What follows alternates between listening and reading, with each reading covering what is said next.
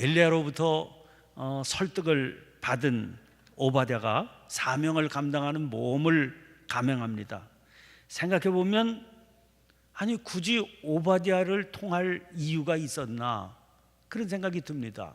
지금 아합이 눈에 불을 켜고 자기를 찾는다는 것 아닙니까? 그러니까 아니 오바댜 심부름 시킬 필요도 없이 아합 앞으로 엘리야가 나아가면 되는 겁니다. 그러나 그렇게 하지 않고 오바댜를 통해서 아합을 만나겠다 이렇게 얘기한 것은 아마 엘리야의 하나님의 종으로서의 자의식 아니었을까 그렇게 생각이 됩니다. 자기가 왕 앞에 나아가는 게 아니다. 왕이 이스라엘의 주인이신 하나님 앞으로 나와야 된다 하는 그런 자의식입니다. 온 백성들이 그 사실을 주지해야 된다. 왕이라도 이스라엘의 주인이신 하나님 앞에 자기가 나와야지 하나님이 그를 찾아가는 게 말이나 되는 소리냐 이런 자의식이죠. 그래서 드디어 두 적수의 만남이 성사가 됩니다. 17절 말씀 보면 엘리야를 볼 때 아합이 그에게 이르되 이스라엘을 괴롭게 하는 자여 너냐. 아합의 이 말은 사실 내용 자체가 참 웃기는 얘기지요. 왜 이스라엘을 괴롭히는 자라고 그랬습니까? 아니 뭐 때문에 괴로움을 당합니까? 비도 이슬도 없으리라 그런 예언 때문이 아닙니까? 아니 비를 주관하는 것이 바알이기 때문에 그를 믿으라고 그런 것 아닙니까? 진짜 그 고백하는 믿음대로라면 아니 엘리야가 예언을 한들 무슨 영향을 받겠습니까?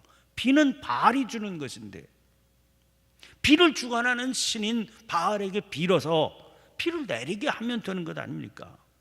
그러니까 지금 이스라엘을 괴롭게 하는 자여 너냐 이 아합의 얘기는 자기 스스로 바알의 무력함을 고백하고 있는 얘기나 마찬가지죠.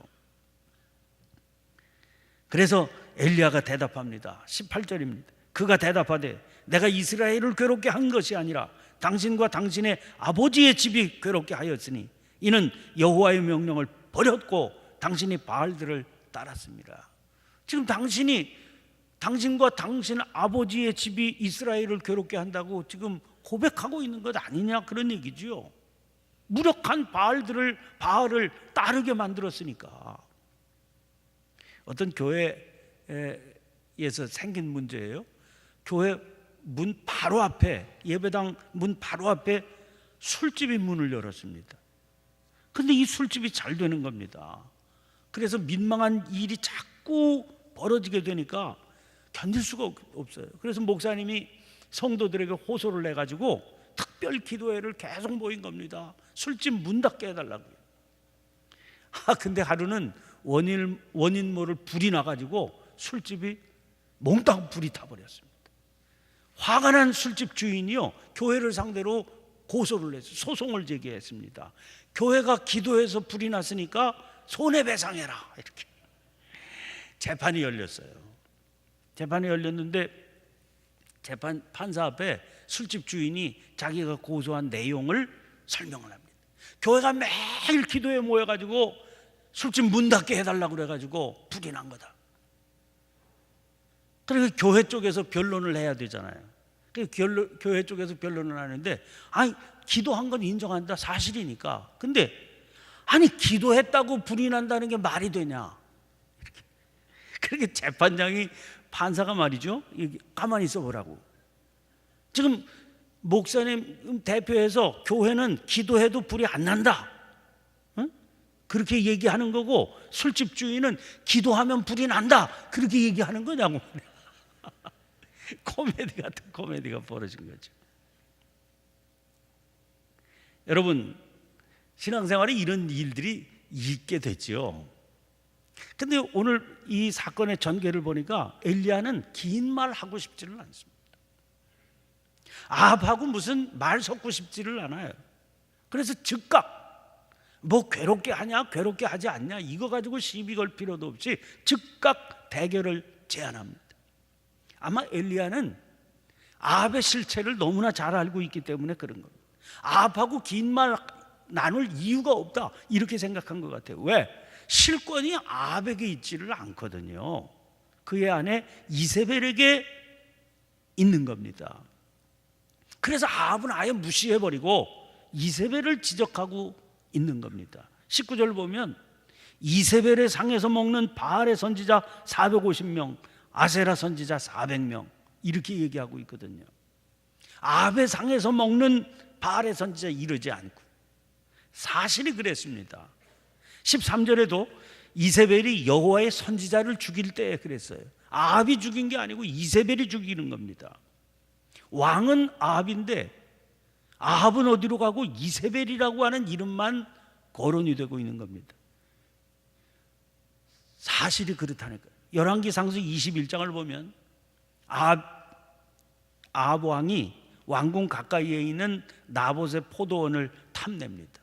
그래서 그걸 살려고 그러는데 그 나봇이 자기 밭을 파는 걸 거절하는 겁니다. 왕이 얘기했는데. 그런데 탐은 나지, 거절은 당했지, 전전긍긍합니다. 남편이 그러고 있는 걸 이세벨이 압니다. 그래서 아니 그것 때문에 그러냐고, 걱정하지 말라고, 내가 당신 마음에 들게 차지하게 해주겠다고. 그러고서 불량자를 사주해가지고 나봇이 하나님과 왕을 저주했다, 그렇게 모함을 합니다. 하나님과 왕을 저주했으니까 돌로 쳐 죽이는 그런 벌을 받게 하지요. 그래서 주인이 죽으니까 그 포도원을 차지해서 남편한테 갖다 바치는 겁니다. 하나님께서 이 일로 진노하셨습니다. 아합과 이세벨에게 저주를 선포하세요. 21장 27절입니다. 아합이 이 모든 말씀을 들을 때 그의 옷을 찢고 굵은 배로 몸을 동이고 금식하고 굵은 배에 누우며 또 풀이 죽어 다니더라. 아합이 그 저주를 받고요, 풀이 팍 꺾여가지고 회개하고 그리고 뉘우치는 겁니다. 그래서 29절에 이런 말씀이 나옵니다. 아합이 내 앞에서 겸비함을 내가 보느냐, 그가 내 앞에서 겸비함으로 내가 재앙을 저의 시대에는 내리지 아니하고 그 아들의 시대에야 그의 집에 재앙을 내리리라, 이런 말씀입니다. 그러나 이세벨은 어떻습니까? 아무리 저주를 내려도요 도무지 돌이킬 줄을 모릅니다. 그래서 하나님께서 그에게 확실한 저주를 내리십니다. 21장 23절 24절입니다. 이세벨에게 대해서도 여호와께서 말씀하여 이르시되 개들이 이스라엘 성읍 곁에서 이세벨을 먹을지라. 아합에게 속한 자로서 성읍에서 죽은 자는 개들이 먹고 들에서 죽은 자는 공중의 새가 먹으리라고 하셨느니라. 열왕기하서에서 이 예언이 그대로 실현이 됩니다. 열왕기하서 9장 30절부터 33절 말씀 보면 예후가 이스라엘에 오니 이세벨이 듣고 눈을 그리고 머리를 꾸미고 창에서 바라보다가 예후가 문에 들어오매 이르되 주인을 죽인 너 시므리여 평안하냐 하니 예후가 얼굴을 들어 창을 향하고 이르되 내 편이 될 자가 누구냐 하니 두어 내시가 예후를 내다보는지라. 이르되 그를 내려 던지라 하니 내려 던지매 그의 피가 담과 말에게 튀더라. 예후가 그의 시체를 밟으니라. 하나님께서 예언하신 그대로 된 겁니다.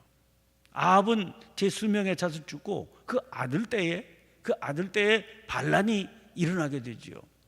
하나님께서 일으키시는 역사입니다. 그래서 반란을 일으킨 예후가 이제 자기 편이 될 사람을 찾으니까 그 내시들이 그 이세벨을 집어 던지게 되는 거죠. 그래서 그냥 그대로 예언 그대로 하나님께서 저주를 내리셔도 아합은 돌이키지만 이세벨은 돌이킬 줄을 모르는 겁니다.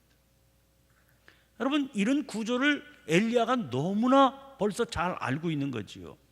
그래서 아합하고는 긴 말을 나누지 않고 그 자리에서 아합이 어떻게 하지 못할 그런 대결을 즉각 제안합니다.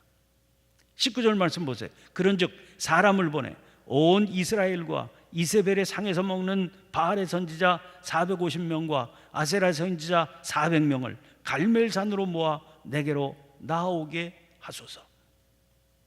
지금 그래도 명색이 왕인데 자기는 그렇게 제대로 결단을 하지 못하고 그런 존재지만 명색이 왕인데 지금 이런 대결을 제안하는데 잠깐 기다려보라고 집에 가서 아내에게 물어보고 대답하겠다고 그럴 수는 없잖아요. 그러니까 이제 피할 수 없게 된 겁니다. 이제 세기의 대결이 이렇게 이루어지게 되는 것이죠. 그런데 본격적인 대결을 시작하기 전에 엘리야는 모인 백성들에게 먼저 호소를 합니다. 이것을 보면, 엘리야의 이런 태도를 보면 지금 이스라엘이 당면한 문제는 아합 왕이 바알을 섬긴다 이런 차원의 문제가 아니로구나, 엘리야는 그렇게 인식하고 있구나 하는 사실을 깨닫게 됩니다.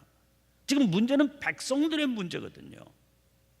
왕이 아무리 끌고 가려고 그래도 백성들이 마음 깊은 곳에서요, 왕이 그렇게 나온다고 그래도 백성들의 마음 깊은 곳에서 그래도 우리는 하나님을 믿어야 된다, 하나님을 따라야 된다, 이렇게 굳게 뜻을 정하고 가면 왕인들 어떻게 하겠습니까? 억지로 어떻게 하겠습니까? 그런데 백성들의 마음이 흔들리는 게 문제입니다. 그래서 백성들에게 먼저 도전을 하는 겁니다. 21절 말씀 보세요. 너희가 어느 때까지 둘 사이에서 머뭇머뭇하려느냐? 여호와가 만일 하나님이면 그를 따르고 바알이 만일 하나님이면 그를 따를지니라. 여러분, 머뭇머뭇한다 하는 그런 히브리 말은요, 그 의미를 보면 술 취한 사람처럼 지낸다 그런 뜻입니다. 술 취한 사람 보셨어요? 아주 만취한 사람, 똑바로 길을 못 가지요. 그러니까 그 음주 측정을 하는 사람들이 음주 측정을 할 때 음주 측정을 기계를 대고 이렇게 했다가 좀 도수가 높지 않아요, 걸릴 정도로 높으면 경찰관이 내리라고 그럽니다. 내려가지고 걸어보라고. 그러면 뭐 아무리 뭐 자기는 어쩌다 조금 뭐 정도 그런 얘기 통하지 않거든요. 갈짓자로 걷게 되니까 그게 증거가 되는 거예요. 그게 증거가 됩니다. 머뭇머뭇한다고 하는 말은 그 술 취한 사람처럼 똑바로 걷지를 못하고 이리 갔다 저리 갔다 그런다는 얘기입니다. 그럼 왜 이런 어정쩡한 태도를 취하겠습니까? 어느 한쪽의 마음을 정하지 못한 겁니다. 어느 한쪽에 마음을 쏟지 못한 겁니다. 그 얘기는 욕심 때문이라는, 둘 다 취하고 싶다는 겁니다. 둘 다 붙들고 싶다는 겁니다.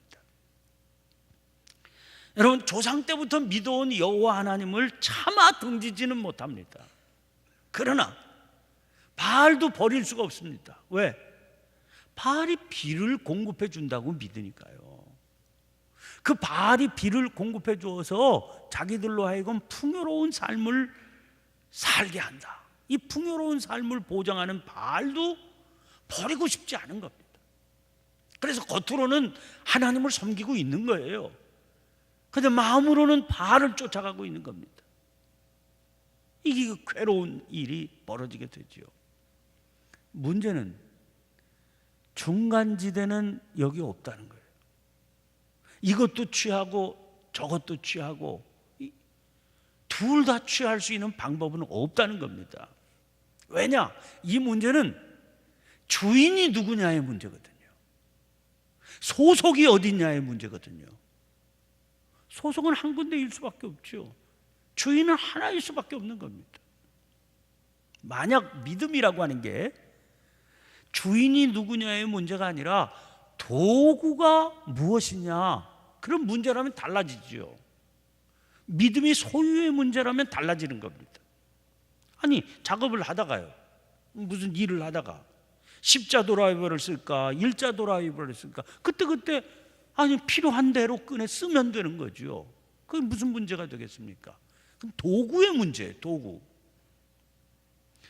그런데 믿음은, 진정한 믿음은 주인이 누구냐의 문제입니다.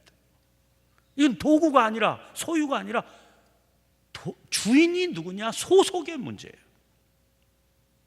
근데 우리들의 마음속에 믿음을요, 도구로 생각합니다. 그래서 그때 자기가 필요하고 원하는 대로 골라서 선택해서 사용하면 된다고 생각해요. 그래서 이거 썼다 저거 썼다 필요에 따라서 그렇게 가는 거죠. 그러니까 이 믿음이 어떤 것이라고 생각하느냐에 걸리고 있는 겁니다. 지금 누가복음 16장 13절에 집 하인이 두 주인을 섬길 수 없나니 혹 이를 미워하고 저를 사랑하거나 혹 이를 중히 여기고 저를 경히 여길 것입니다. 너희는 하나님과 재물을 겸하여 섬길 수 없느니라. 그런데 이 판단이 쉽지가 않은 겁니다. 우리가요, 믿음의 세계를 도구의 세계로, 소유의 권한으로 그렇게 자꾸만 판단하려고 그래요. 주인을 정하는 문제라고 여기지 않습니다. 왜? 우리는 밑바닥에 무슨 생각이 있는 거 아니? 자기가 누구의 소유가 된다, 이런 생각이 아니고 자기가 주인 노릇하고 싶은 그런 욕망이 더 크기 때문입니다. 그래서 여기서 참 믿음과 거짓 믿음이 판가름이 나는 겁니다. 디도서 1장 16절, 그들이 하나님을 시인하나 행위로는 부인하니 가증한 자요 복종하지 아니하는 자요 모든 선한 일을 버리는 자니라.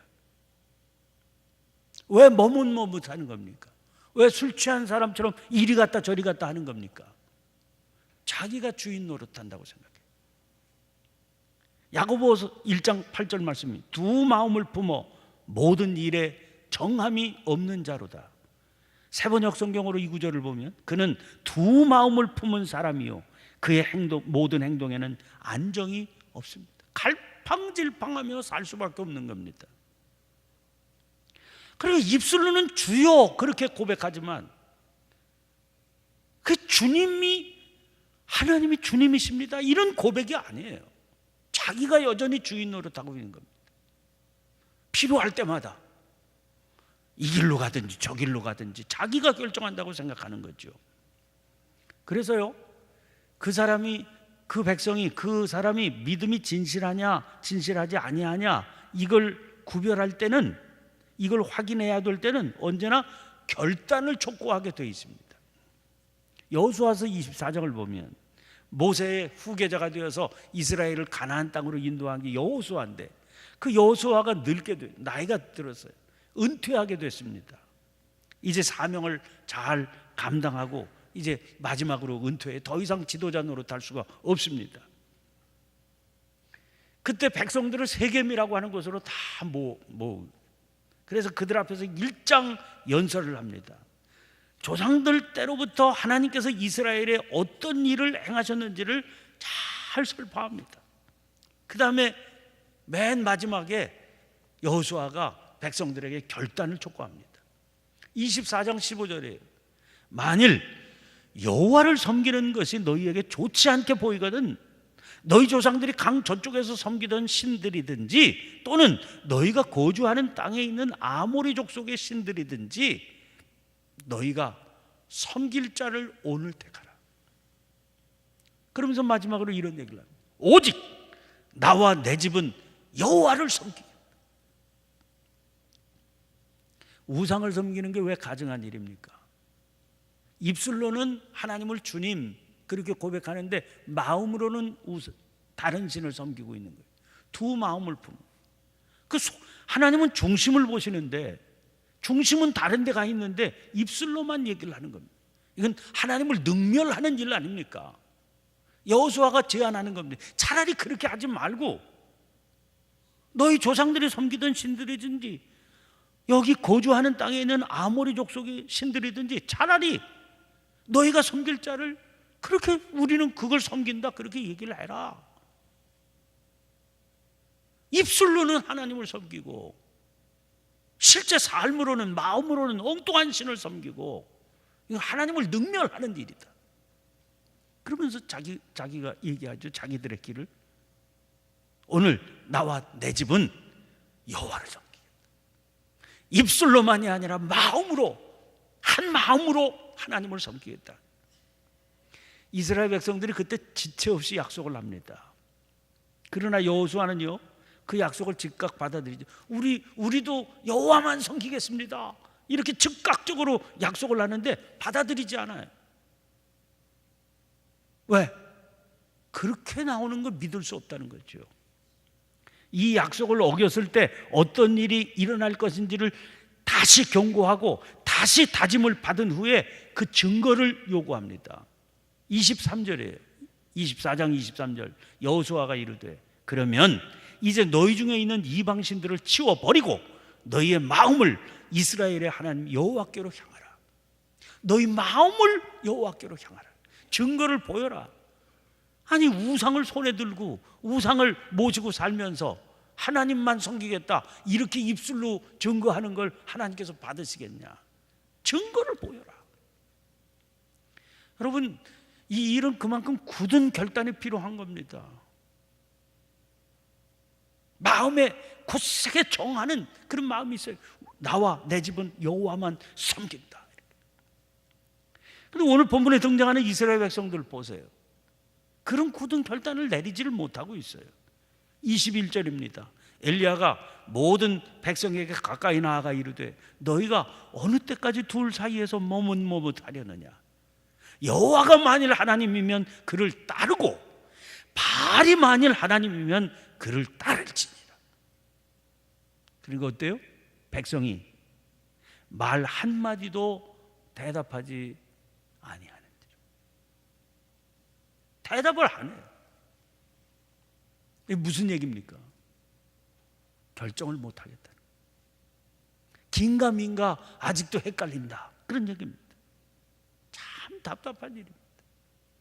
아니 3년 가뭄이 계속 되지 않았습니까? 바알이 비를 내려준다고 그렇게 굳게 믿었는데 그 극심한 가뭄에도 비도 이슬도 내리지 않지 않습니까? 바알에 무력하다고 하는 것은 이미 충분히 경험한 바 있지 않습니까? 검증은 이미 다 끝난 것으로 보이는데도 주저하고 있는 겁니다. 여러분 어떻게 이스라엘 백성들이 어리석고 미련하게 보이겠습니까? 진정한 결단이라는 건 이렇게 어려운 겁니다. 오늘 우리 예수 믿고 산다고 하는 우리는 어떻습니까? 이 문제에 있어서 우리의 태도는 어떻습니까? 그래서 오늘 본문 말씀에 이스라엘 백성들의 모습을 보면서 그리고 엘리야의 촉구를 보면서 우리가 다시 묻게 되는 겁니다. 우리의 진짜 주인은 지금 누구냐? 나는 누구에게 속해 있느냐?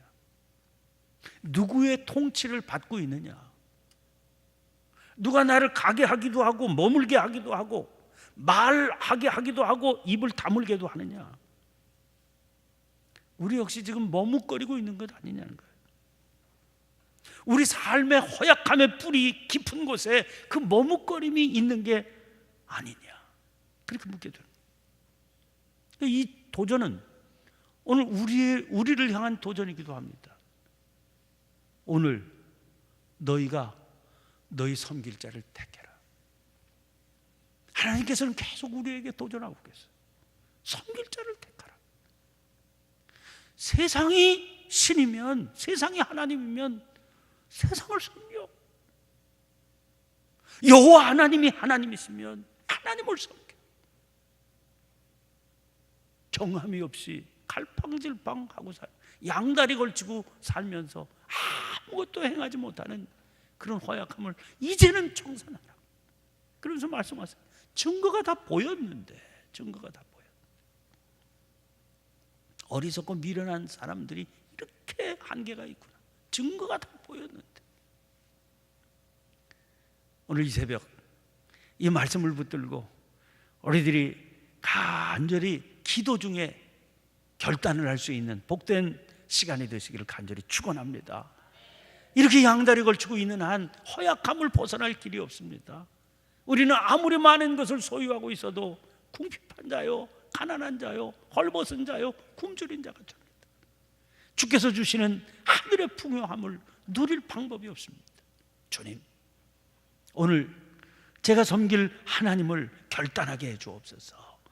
오직 나와 내 집은 여호와 하나님만을 믿기로 결단하고 그 뜻에 순종하며 그분의 통치 가운데 살기로 결단하게 해 주시옵소서. 힘 주시옵소서. 주여 한번 외치고 통성으로 기도하고 성령의 기도하게 해주시는 제목을 따라 자유롭게 기도하시고 자유롭게 돌아가시기를 바랍니다. 함께 기도하십시다. 주여!